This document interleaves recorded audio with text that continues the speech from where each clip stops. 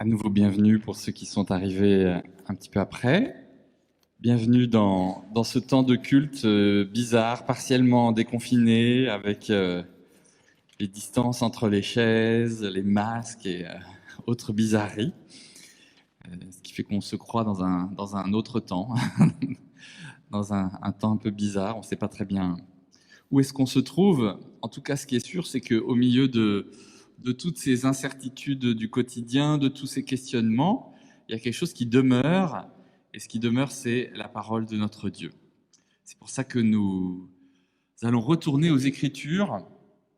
Aujourd'hui, le Seigneur m'a mis à cœur d'aborder de front les questions du jour dans notre société en retournant à la Bible pour essayer de ne pas simplement dire ce que nos émotions ont envie de dire, mais essayer de comprendre quel est le cœur de Dieu par rapport à ce que l'actualité proclame.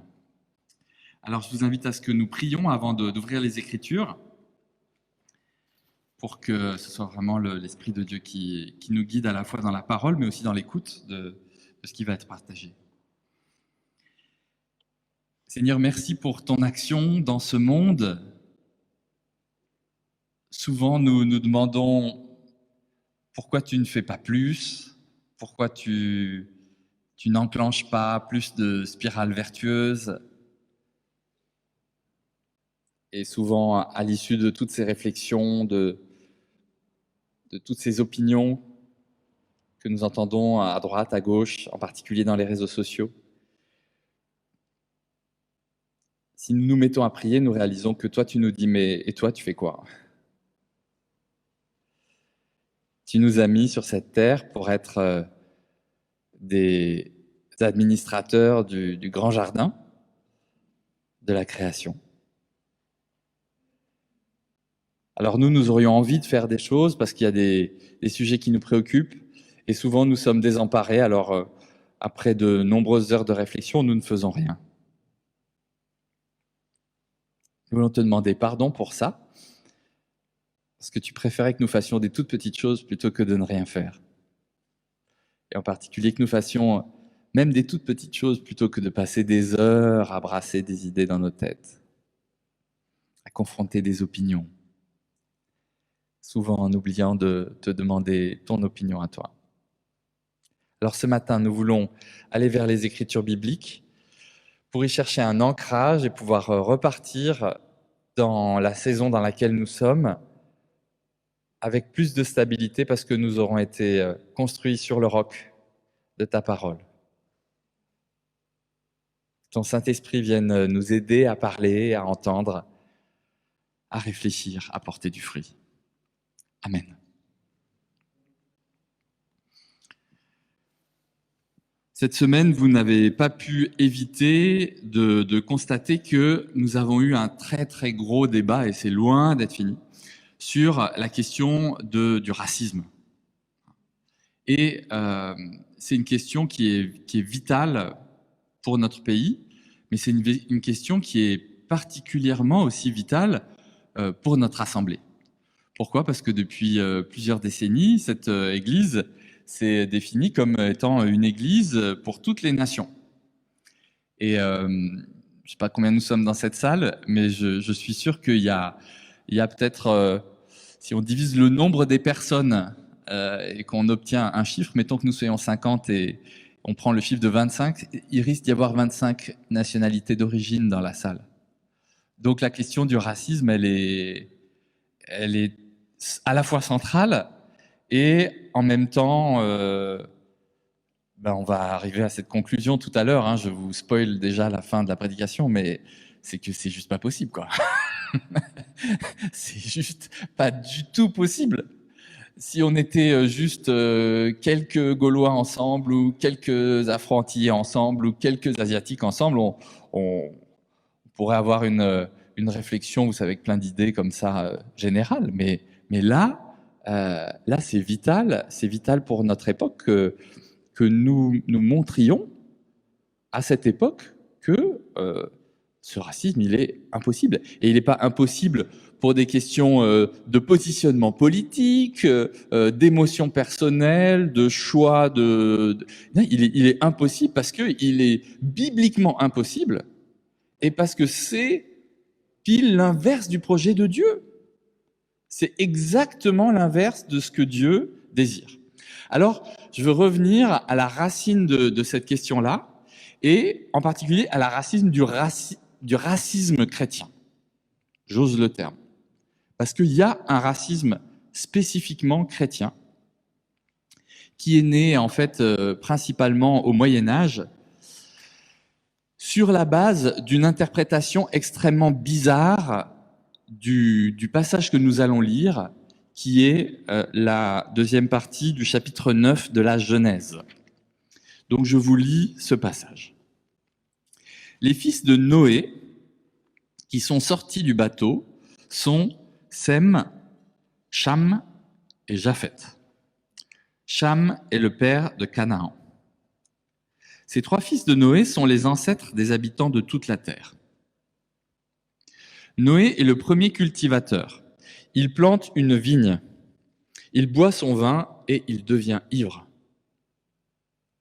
Alors, il enlève tous ses vêtements sous sa tente. Cham, le père de Canaan, voit son père tout nu et il raconte cela à ses deux frères qui sont dehors. Sem et Japheth prennent le vêtement de Noé, ils le mettent sur leurs épaules, puis ils entrent dans la tente en reculant et ils couvrent leur père. Ils regardent droit devant eux pour ne pas voir leur père nu. Quand Noé n'est plus ivre, il apprend que son plus jeune fils, ce que son plus jeune fils a fait. Il dit alors que Canaan soit maudit, qu'il soit pour ses frères le dernier des esclaves. Et il ajoute « Gloire au Seigneur, le Dieu de Sem, que Canaan soit l'esclave de Sem, que Dieu donne beaucoup de terre à Japheth, que Japheth habite sous les tentes de Sem et que Canaan soit l'esclave de Japheth. » Et Noé vécut encore 350 ans après cette grande inondation. Au total, Noé vécut 950 ans, puis il mourut. Amen. Aujourd'hui, nous allons revoir, comme souvent, à quel point il est important d'aller lire la Bible avec précision, avec vraiment précision. Traditionnellement, dans les cultures judéo-chrétiennes, on explique, parce que c'était l'habitude depuis maintenant des centaines d'années, que ces trois fils de Noé, finalement, sont à l'origine des principaux peuples. Sem, vous entendez son nom, hein, Sem, ça a donné les pays sémitiques notamment, hein. Donc que ce soit les pays de type arabe ou hébreu, etc., etc. Cham, pour ceux qui sont habitués de certains forums africains, c'est les Kémites ou Kamites ou Chamites, ou ça dépend suivant comment on le prononce, hein. Et donc souvent on associe Cham comme étant le père principalement de l'Afrique, on va dire, ou en tout cas des peuples à la peau foncée. Et puis Japheth, c'est le troisième, et lui, ça serait plutôt un peu du côté de l'Asie, quoi, en somme. Et ce qui me frappe quand on regarde ce fait-là, c'est que d'abord, dans le texte qui est là, il n'y a rien qui est dit sur les différences entre ces trois frères. Puis ça serait un peu bizarre si Monsieur Noé et Madame Noé ont fait des enfants, qu'ils en aient un jaune, un blanc et un noir. Enfin, je ne sais pas si vous avez déjà réfléchi à ça. À l'heure de la PMA, c'est des accidents qui peuvent arriver, mais à l'époque, c'est pas possible, hein. Donc, c'est un petit peu bizarre en soi, hein. Et puis, on tire de ce texte Cham. Il a maudit donc Cham. Pourquoi? Parce que qu'est-ce qu'il a fait, ce cher Cham? Il est rentré dans la tente de Noé, il a vu son père tout nu. Alors ça, c'est le tabou suprême dans plein de cultures.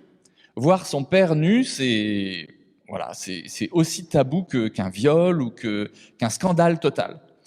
Ce qui fait que les deux frères, ils vont rhabiller leur père, mais comme ça, en marche arrière, sans regarder, hein. Donc, c'est pas très bien comment ils ont posé le vêtement au bon endroit, mais c'est pas grave, ils y sont arrivés. En tout cas, il y a un scandale qui est là parce qu'il y a un tabou qui est brisé. Et Cham a brisé, il a vu la nudité de son père, ce qui ne se fait pas du tout. Et Noé se réveille et tout le monde a l'impression qu'il a maudit Cham. Et si vous lisez le texte, il n'a pas maudit Cham. Qui l'a maudit? Est-ce que vous vous souvenez? Vous avez entendu le texte comme moi, non? À l'instant. Il a maudit, non, même pas ses descendants, il a maudit Canaan. Canaan. Canaan, on connaît ce petit nom, hein, puisque Canaan, c'est le nom de la terre promise. Enfin, c'est le nom du fils de Cham qui sera donné à tout un peuple et tout un territoire. En réalité, Cham va avoir 4 enfants. Donc, il a Canaan, qui produit le peuple, tout ce qui est philistin, moabite, etc., enfin tous ceux qui habitent la terre de Canaan.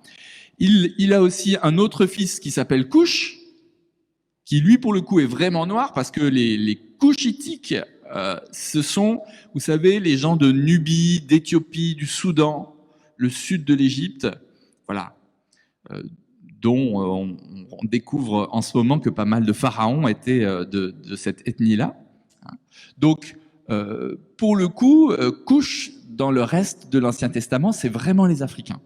Et puis, il y a aussi un autre fils qui s'appelle Mitzraïm. Et Mitzraïm, c'est quoi? C'est l'Égypte.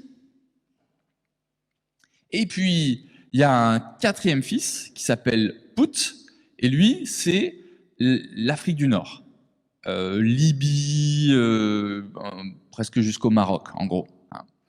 Donc, ce cher Cham a fait une bêtise au sens où il a brisé un tabou culturel, mais Noé ne maudit pas Cham.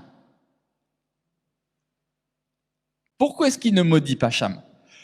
Il n'a pas le droit de maudire Cham. Pourquoi?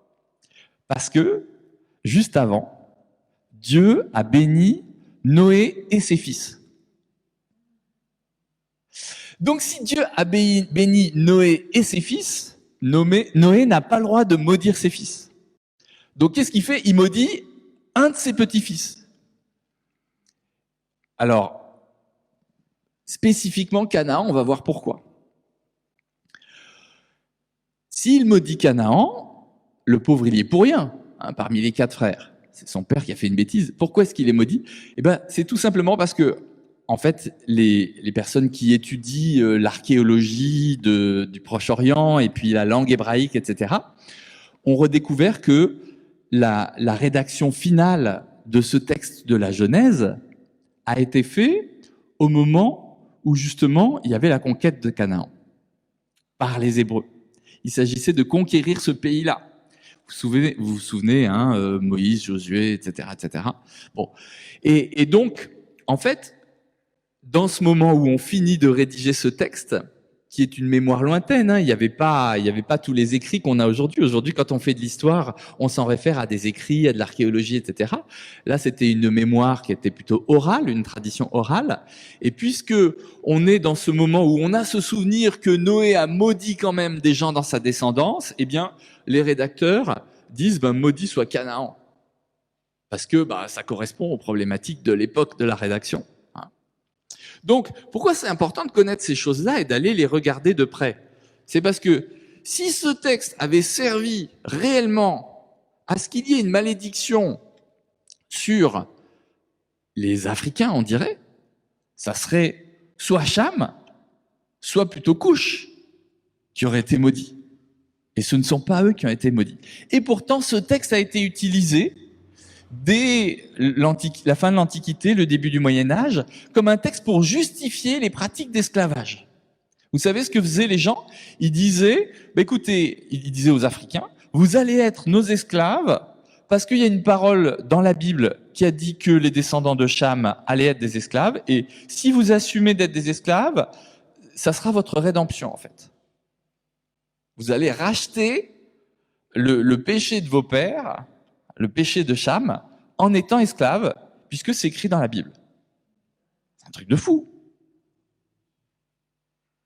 C'est un truc de fou, surtout qu'on en a fait quelque chose de racial, de raciste. lié à la coloration de la peau. Alors que là, c'était pas du tout une question de race. Pourquoi c'est important cette question de race? Est-ce que vous avez réalisé que quand Dieu crée la terre, il crée les mammifères, les animaux, au 6e jour, vous vous souvenez? Et puis l'après-midi, il crée l'humain. C'est pour dire qu'on est aussi un mammifère, mais on n'est pas dans la même moitié de journée, parce qu'on est quand même un mammifère un peu spécial. Et qu'est-ce qui qualifie la création de tous les mammifères? C'est qu'ils ont été créés selon leur espèce. Chaque oiseau selon son espèce. Les perruches, les moineaux, les perroquets, etc. Le seul mammifère qui n'est pas créé selon son espèce, c'est-à-dire selon son apparence extérieure, sa couleur, justement, selon la forme de son visage ou des choses comme ça, ou le type d'ondulation de ses cheveux, le seul qui n'est pas créé selon son espèce, c'est l'être humain. Il n'y a qu'une espèce humaine. Il n'y a qu'une race humaine. Après ça, forcément, ceux qui vivent près du pôle Nord, ils n'ont pas beaucoup bronzé. Et ceux qui vivent plus près de l'équateur, ils ont plus bronzé. On ne sait pas comment ça s'est mis en place, nos différences de couleur de peau. Mais en tout cas, bibliquement, la conviction qui est là posée à l'origine du monde, c'est que l'humain est le seul à ne pas être créé selon son espèce, dans une diversité raciale de base.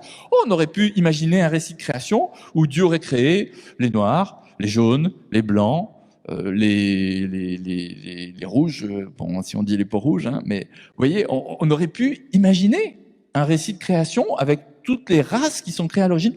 Jamais. Jamais. Ça n'a pas sa place dans la Bible. Alors, vous voyez, au moment où on met en place l'esclavage et où on décide d'activer cet esclavage, en particulier des peuples africains, eh ben, on retourne à un texte, on tord le texte, vous l'aurez bien compris, on tord le texte pour justifier un système esclavagiste. Alors on va pousser encore un peu plus loin la réflexion. Cette malédiction sur le fils de Cham, elle est grave. Tu seras l'esclave de tes frères. Forcément, parce qu'à l'époque, ils sont qu'une seule génération, donc ils sont tous frères. Mais tu seras l'esclave de tes frères, c'est une façon de détruire la fraternité. Parce que s'il y a un frère qui est l'esclave d'un autre frère, c'est qu'il n'est plus frère. Il peut y avoir un frère aîné, un cadet, un benjamin, mais s'il y en a un qui est l'esclave des frères, ils sont plus frères. Donc elle est hyper grave, cette parole sur l'esclavage. Mais si on lit le texte biblique, par qui elle a été prononcée, cette parole? Par Noé. Alors Noé, voilà, Noé, c'est effectivement celui qui a obéi à Dieu et qui a sauvé l'humanité et puis l'ensemble des animaux dans son arche. Très bien, Noé a obéi. Mais vous savez, parce que vous êtes chrétien, vous savez qu'il y a des moments où vous obéissez, puis il y a des moments où vous obéissez moins. Et Noé, c'était pareil. L'homme qui a prononcé la parole de malédiction, d'esclavage sur son petit-fils est un ivrogne.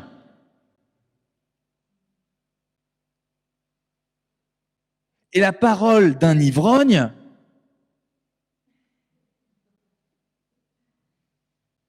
c'est grave. C'est grave.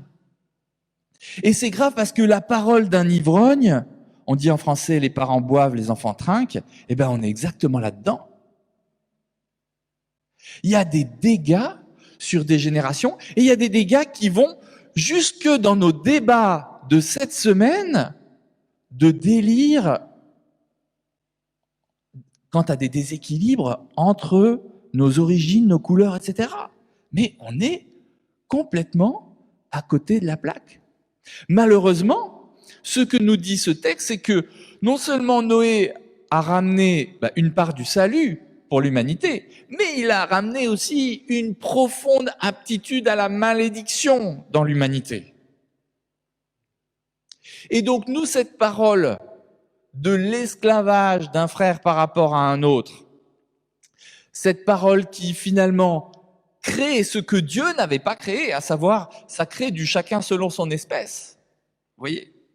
Il y a une espèce de fils libre et une espèce de fils esclave. Ça crée des races, entre guillemets. C'est cette parole de Noé l'ivrogne, parce qu'il y a eu Noé le fidèle, hein. Mais cette parole de Noé l'ivrogne amène vraiment un ver dans le fruit, amène vraiment une malédiction, et une malédiction qui court encore. Malédiction qui ne va pas être que sur le petit-fils de Cham. Pourquoi ? Parce que si ses oncles, cousins et frères le traitent en esclave, c'est pas dans le projet de Dieu. Si bien que cette malédiction, elle ne porte pas que sur Canaan, elle ne porte pas que par écho sur Cham, elle porte aussi sur Sem, sur Japheth et sur leurs enfants. Parce que s'il y a des esclaves au milieu de nous, la malédiction est aussi sur ceux qui les prennent en esclavage. C'est la même malédiction. Alors elle a l'air subtile, elle a l'air jolie parce que eux ils vont bien et puis ils profitent du travail de l'autre. Mais spirituellement, c'est une catastrophe. C'est une catastrophe d'être dépositaire de la version esclavagiste de la malédiction d'esclavage. Au niveau spirituel, c'est tout aussi catastrophique que d'être dépositaire de la malédiction d'esclavage en mode « je suis esclave ». C'est pour ça que dans les débats que nous avons en ce moment, nous qui sommes chrétiens, devons nécessairement prendre du recul. Il n'y a pas de différence.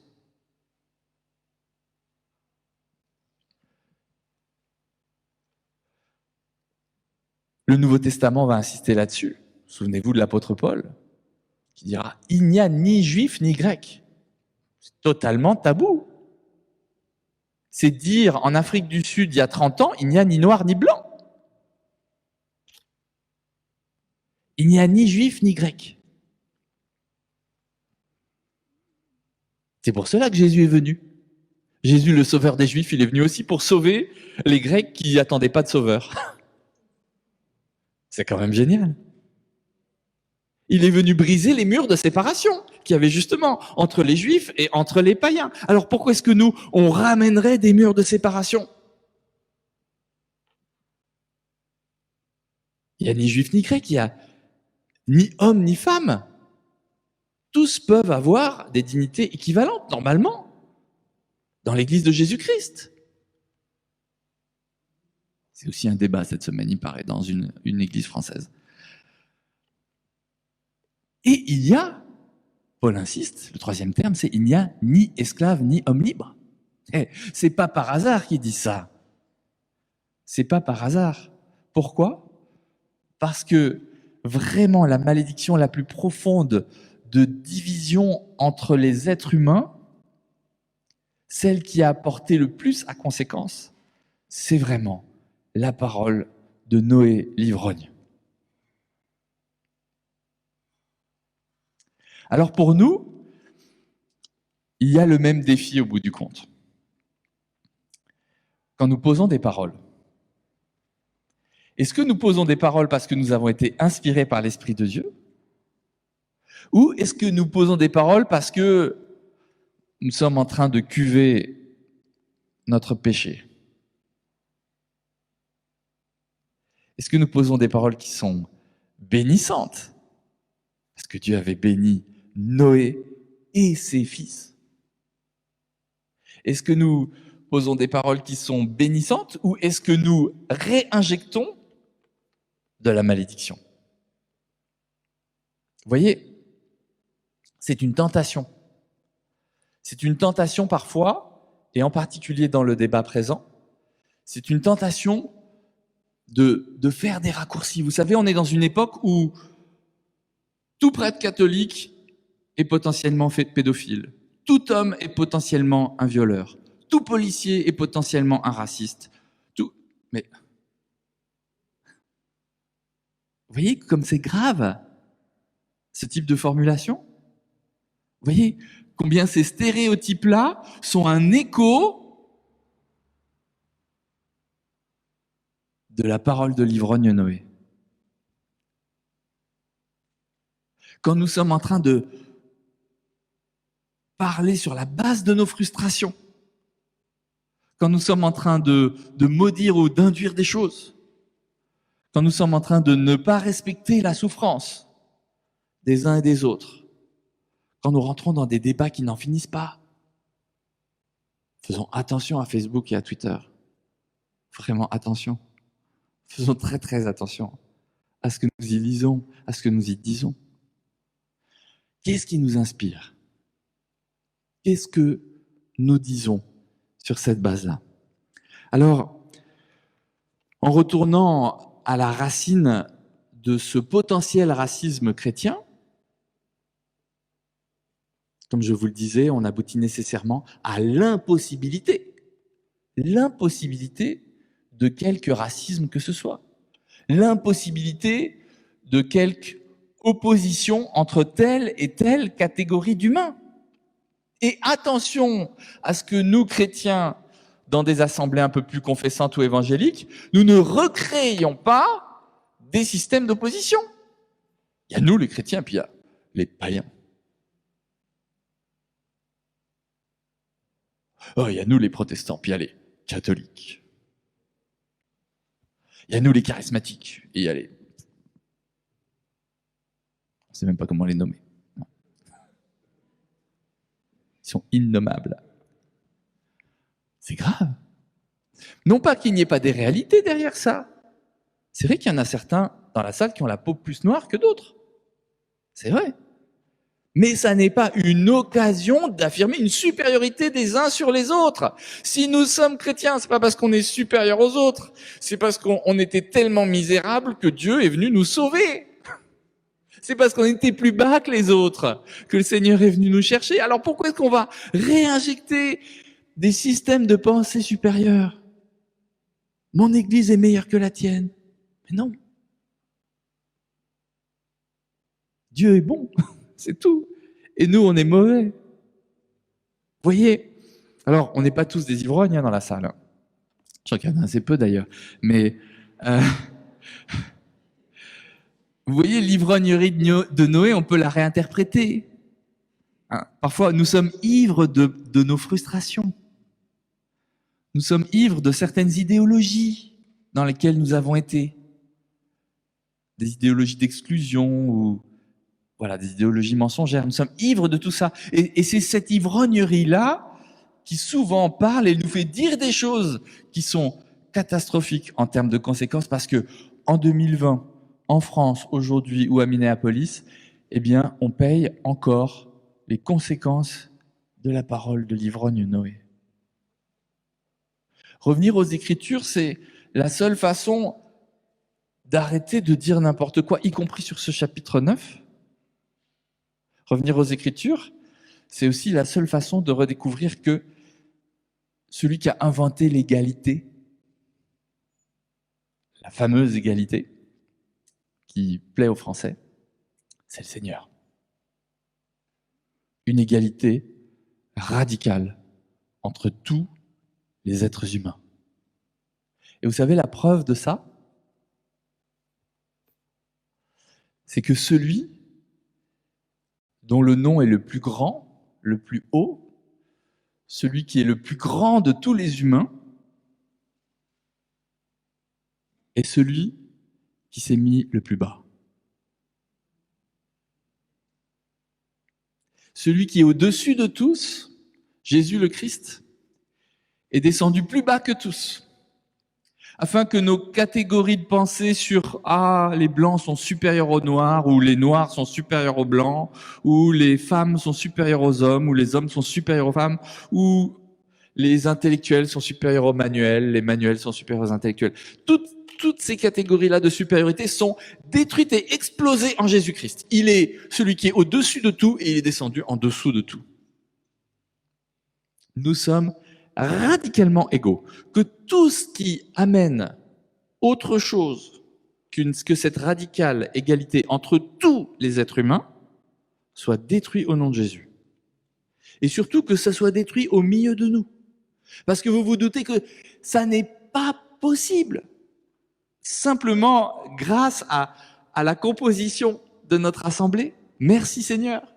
Merci Seigneur de nous avoir mis dans une église où on n'est pas tous en train de se ressembler et à tous essayer d'être pareils. Merci Seigneur.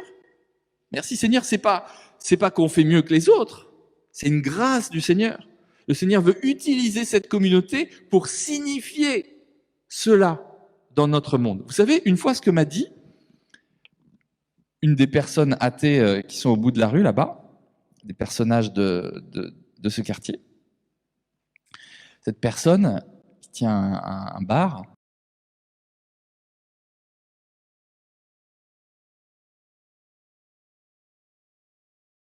sociale, les seuls qui la vivent, c'est vous. Quelqu'un qui est athée, mais au dernier degré. Les seuls qui vivent la mixité, c'est vous. Parce que concrètement, vous mélangez des gens que nous, on n'arrive pas à mélanger. Même au bar, on n'arrive pas à les mélanger. Il y a des bars pour jeunes, des bars pour vieux, des bars pour ivrognes, des bars pour juste sobres consommateurs, des bars à café. Les seuls qui vivent la mixité, c'est vous. Alors, merci Seigneur, et cultivons ça de grâce. Cultivons ça pour ne jamais opposer qui que ce soit, ne jamais placer quelqu'un au-dessus d'un autre. Vivons cette dimension-là de façon prophétique au milieu de nous et cultivons-le parce que c'est précieux et que, comme tout ce qui est précieux, le voleur veut le voler. C'est précieux et surtout, le quartier dans lequel nous sommes en a vraiment besoin. Alors je vous propose qu'on prie pour acter ces choses qui ont été dites et entendues, mais l'acter dans la prière, le positionner en nous-mêmes. Parce que parfois en nous-mêmes, il y a encore des choses qui datent de l'ivrognerie de Noé. Moi-même, j'ai été délivré d'une problématique d'esclavagisme, puisque du côté de la mère de ma mère, c'était une famille bordelaise qui avait pratiqué pendant le commerce triangulaire le commerce des esclaves. Et j'avais complètement oublié ça, jusqu'à un jour où j'ai prié pour une dame martiniquaise, et je priais avec une autre dame qui était camerounaise. Donc j'étais avec cette dame camerounaise, et on priait pour une dame martiniquaise. Et la dame martiniquaise avait un vrai problème elle avait un système d'esclavage dans sa tête. Elle se mettait tout le temps en esclavage de son mari, en esclavage de ses enfants, en esclavage de son patron, en esclavage de son boulanger. Enfin, voilà, elle était l'esclave de tout le monde. C'était terrible, alors qu'elle était chrétienne, sincère, et tout ça. Et on avait repéré que c'était un problème. Et on commence à prier pour elle, puis tout d'un coup, elle se met à hurler en me regardant. Ne me frappez pas, ne me frappez pas. Je dis, mais je vais pas vous frapper. C'est pas l'habitude de frapper les paroissiens, moi. Je dis, oui, mais je vous vois avec un fouet. Alors, je me dis, bah, elle a un problème. C'est souvent ce qu'on se dit. Hein. L'autre a un problème. Et puis là, le Saint-Esprit me saisit et me montre ma famille par la lignée maternelle à Bordeaux. Ah ouais. Ah bah écoutez, et je partage ça à cette dame. Résultat, je lui dis, vous savez ce qu'on va faire? Vous allez d'abord me délivrer moi. Alors, oh, la petite dame martiniquaise qui avait tout le temps été esclave, prier pour un pasteur gaulois avec un costume et tout. Non, pas ça. Le truc qu'elle voulait pas faire. Et heureusement, il y avait la sœur camerounaise qui était là, donc elles ont pu le faire ensemble. Je trouvais que c'était génial. C'était simplement génial que moi, je puisse être délivré de quelque chose par deux sœurs qui étaient dans ces deux profils raciaux, pardon pour le terme, hein, mais ethniques et culturels, et etc., etc. Et donc, voilà, j'ai été délivré de ça. Et après ça, j'ai pu délivrer ma sœur martiniquaise de cet esprit d'esclavage. Et aujourd'hui, elle n'est plus ni l'esclave de son mari, ni l'esclave de son patron, ni l'esclave de ses enfants, etc. Et ça a l'air loin. Mais c'est là. Ça a l'air actif chez les autres, le flic raciste sur la vidéo Facebook. Mais c'est peut-être là, c'est peut-être en moi. Vous voyez? Donc on va prier.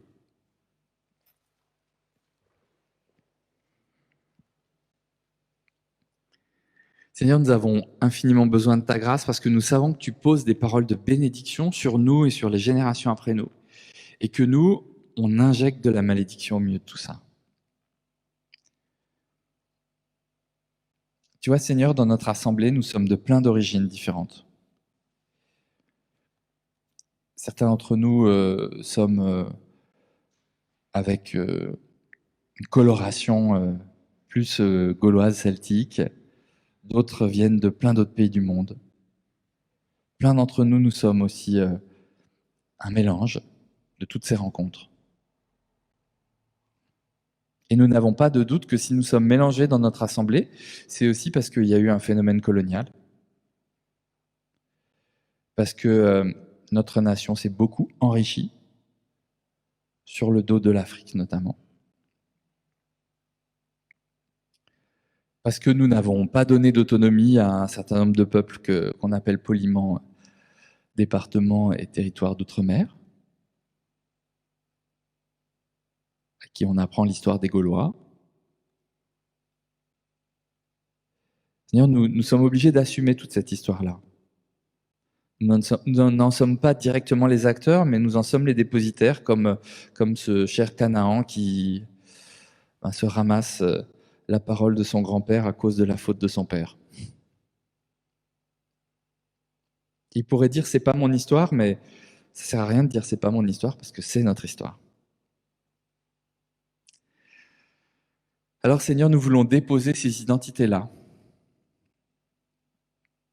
Les identités de colonisateurs et de colonisés. Nous déposons ça à la croix au nom de Jésus. Nous voulons déposer les identités d'esclaves ou d'esclavagistes à la croix. C'est fini.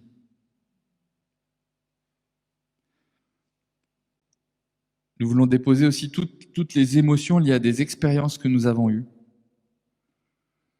Des frères et sœurs afro-antillais qui ont subi des contrôles de police au faciès, comme on dit. Des frères et sœurs plutôt gaulois, celtiques, qui ont peut-être été agressés en parole ou en acte par des personnes d'une couleur différente. Seigneur, ce n'est pas nos émotions, ce n'est pas tout ce qu'elles ont produit en nous qui doit déterminer nos choix. Nous, parce que nous avons accueilli Jésus-Christ dans nos vies, nous sommes au bénéfice, et forcément donc de ceux qui dispensent cette égalité totale et radicale de celui qui est venu détruire les murs de séparation. Et au milieu de nous, nous refusons qu'il y ait quelque supériorité des uns vis-à-vis des autres. Au milieu de nous, nous refusons qu'il y ait n'importe quel système de domination lié à l'origine, lié au genre, lié à la couleur. Nous refusons ça. Parce que nous voulons être sous ta bénédiction, plutôt que d'être sous la malédiction de Noé ou la malédiction du siècle des Lumières, ou d'autres malédictions encore. Seigneur, nous te demandons que dans ce temps, pour nous-mêmes, pour notre entourage, pour notre quartier, et pour tout le monde qui nous voit, nous soyons témoins de la réalité renouvelée de ton royaume, où tous sont radicalement égaux. Tu nous donnes d'être une parabole vivante dès à présent, même si ton royaume ne sera accompli pleinement qu'un peu plus tard. Tu nous demandes d'être une image qui anticipe le royaume. Une image pour tout le peuple. Alors Seigneur, aujourd'hui, nous voulons vraiment bénir nos frères et sœurs afro-antillais, dont la souffrance émerge en ce moment. Permets-nous de l'accueillir. Permets-nous, y compris, d'être suffisamment sûrs de nos convictions pour pouvoir, y compris, entendre des paroles qui nous accusent Et là, je parle en tant que blanc, voilà. Parce que je suis blanc, je serai maltraitant. Parce que je suis policier, je serai raciste. Parce que je suis ceci, je serai forcément cela. Permets-nous d'encaisser ce type de paroles qui parfois peuvent nous mettre en colère,